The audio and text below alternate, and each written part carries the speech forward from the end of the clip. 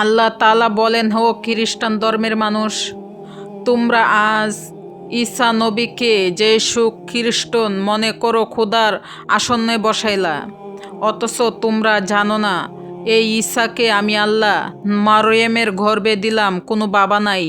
মরিয়মের বিরুদ্ধে ওই এলাকাতে মানুষেরা পাগলের মতো হয়ে গেল। মরিয়মের বিরুদ্ধে হুনিয়া জারি করলো।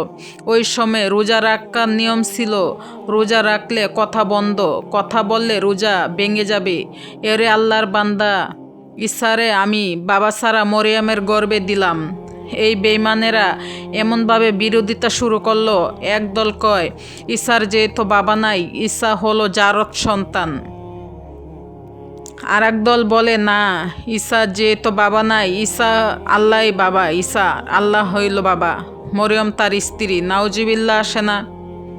আরও জুড়ে নাউজুবিল্লাহ। এরে নবীর উম্মতেরা দল, আল্লাহ তাআলা কুদরতি দরজা খুলে দিলেন। মরিয়মের কলবের মধ্যে আল্লাহ পাক জবাব ভরে দিলেন। মারিয়ম কয়, আমারে তোরা মারিস না, আমারে তোরা গালি দিস না, আমি মারিয়ম বড় পবিত্র, আমি জিনা করি নাই, আমার জিন্দিগির মধ্যে কোনো কালেমার দান নাই, আমার উপরে কলঙ্কের আসর নাই।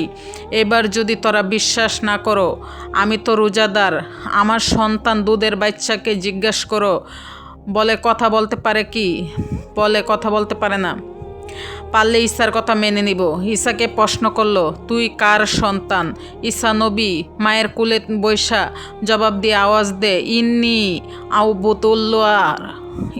আব্দুল্লাহ, আমি আল্লাহর গোলাম, আমি আল্লাহর বান্দা, আর কিছুই না। আমার মাওরাত কুদরত সালেহি করবি না। আল্লাহর সৃষ্টি নিয়ে গবেষণা করো, আল্লাহকে নিয়ে গবেষণা করিস না। কারণ